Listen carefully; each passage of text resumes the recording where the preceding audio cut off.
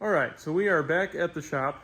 Had to change my attire real quick because these trucks are making me broke and I cannot afford more clothes. So we're gonna keep the nice clothes nice and not get those dirty messing with these things. But we have a pretty much complete rolling chassis for the black truck. So as you guys can see, the color that I went with was kind of like a green-ish yellow. The correct color code from Prismatic Powders is Illusion Shocker. And you can really see it on this knuckle here. This is a really vibrant color. So the story is I had the powder coating done by two separate companies. The one in Joliet did pretty much everything. They were the same people who did the frames for my gold truck and the frame for Brandon's truck. The only problem was they take forever. I want to say it took 2 months to get all this powder coating done. And I had a couple more parts that had to go back to a different powder coater. Well, not back, but I had a couple more parts that had to get powder coated.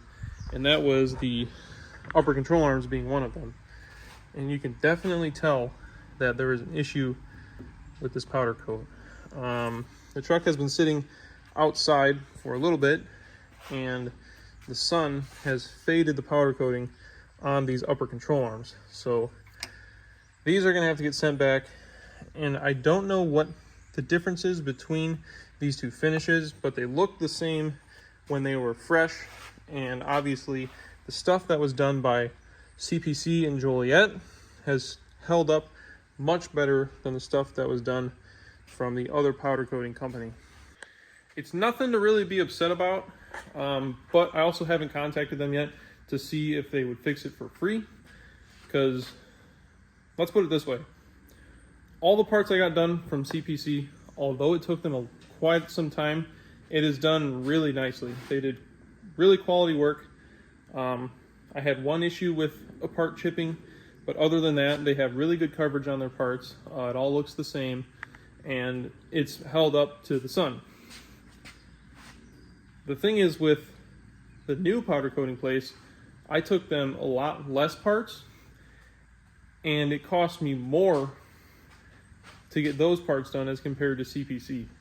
So the quality is lacking for the price, and it's a little upsetting because I was really hoping to not take it back apart again and have to get it redone, but it is what it is.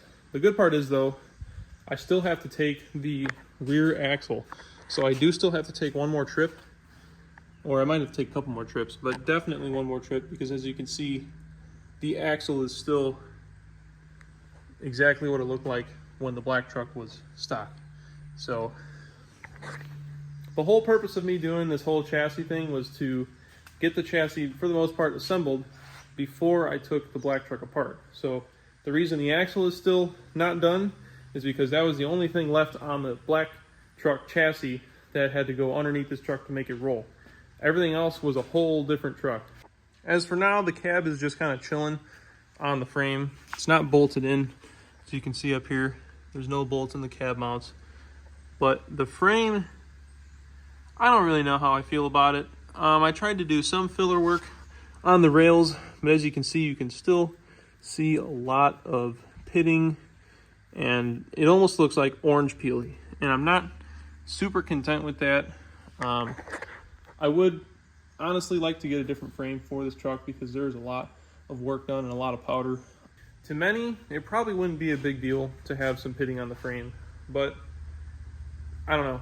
I was really wanting to get like a show quality glass finish, like a super nice high gloss black. I want it to look almost perfect, but with this frame, it was a northern truck. I knew what to expect. I thought I could buff it out with some filler, make it look a little bit better, but it looks good, don't get me wrong, but to my standard, with all the work done to it, I wouldn't want something like that.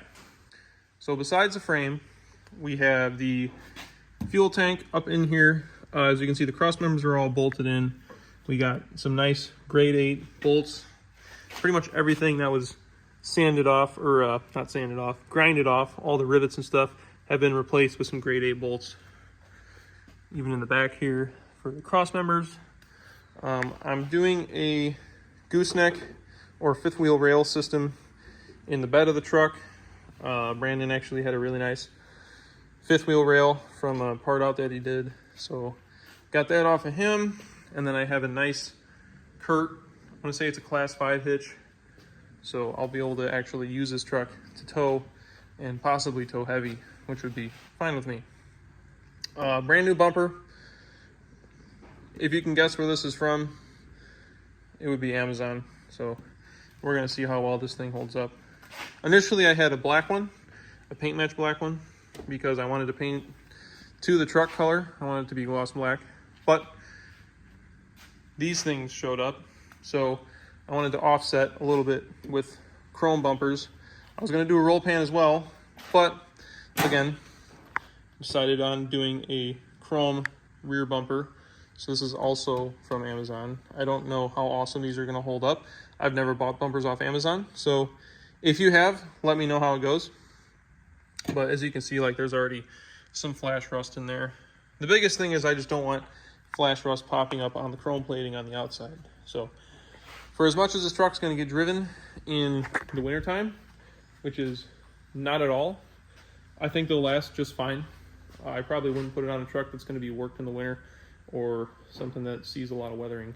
So I think the Amazon bumpers will be fine for the application of this truck though. One thing that I will be doing though is I'll be painting these plastics. So the rear bumper plastic, that are the steps, these will be gloss black with the truck. The lower valance and the upper valance are going to have to be sanded smooth because they are textured plastic. They will be painted with the color of the truck. The grill, obviously it's already done, but I don't think that I want to do anything with this chrome here. In the past, I've taken a razor blade and scraped the chrome off and then painted the chrome on the grill, but I think the chrome will look really good with the chrome of the bumpers and the polished wheels, which, let me tell you about these things. So I saw these wheels for sale on a guy that I know Snapchat story. He was selling them for a pretty good price. These wheels and tires have 3,000 miles on them. I think what he said was he took the truck to Florida and back with a trailer on it, and after that he took them off and he was ready to sell them. So I got a hold of him and I gave him an offer that I thought was a definite no. And I said, if you accept this offer, I'll stop at the bank on my way home, I'll grab cash, I'll pay you right then and there and come pick them up. So I wasn't super serious. It was kind of a joke because I thought he was going to say no. And then he said, yeah. So at that point, I was committed. I kind of had to buy them. So I ended up with these here. So like I said, these wheels are pretty much new. I don't even think there's any curb rash on them at all or scratching, but there is a lot of water spots because they've been sitting and they've gotten rained on. So they're gonna have to be polished out before anything or any shows or whatever. But these are a 35, 13.5, 24 tire, which means that these are a 24-inch wheel, 14 wide, and they are KG1 forged.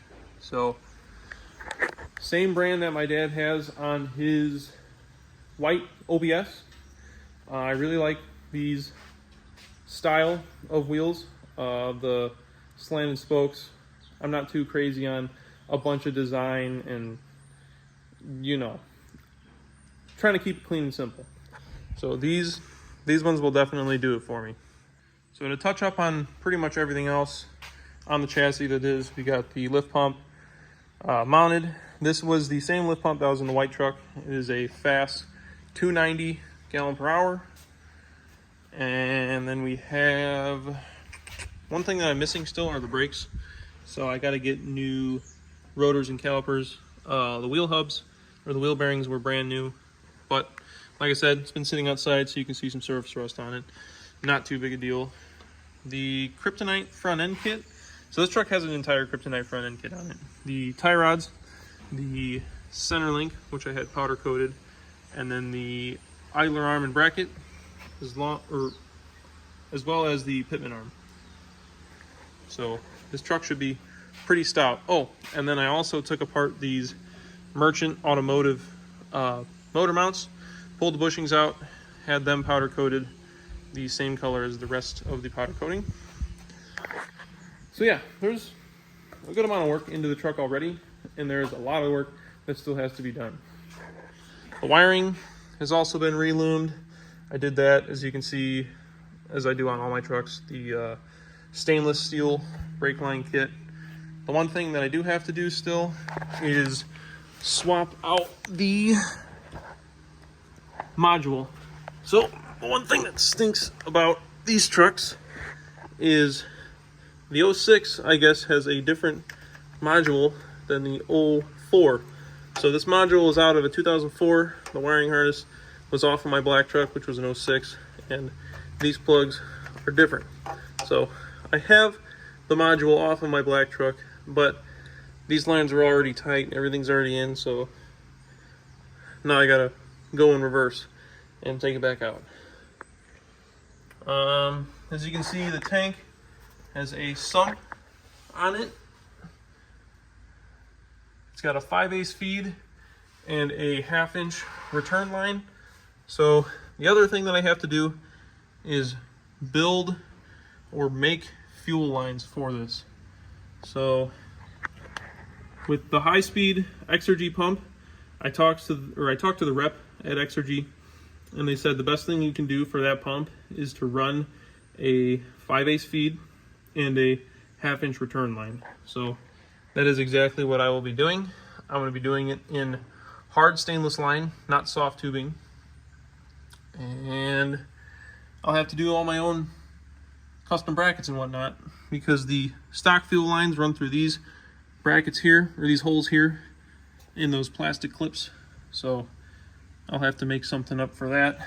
But other than that, looks pretty empty down here, which is nice. It's like a blank canvas. And then once the chassis is all buttoned up and finished, probably move on to getting the truck painted. It'll be that blue bed will be matched up with this black cab. As you guys saw, there's a little bit of paint chip on the rockers. I want to clarify, this is not rot. This is a paint chip. So as you can hear, these things are solid. There's no rot inside the rocker panels. Same with the cab corners. There's a lot of paint chip on it. You'll get that on a truck that's got 370,000 miles on it. So don't worry, it's still a clean truck. And of course, after the truck's pretty much all wrapped up, I'll move on to the interior.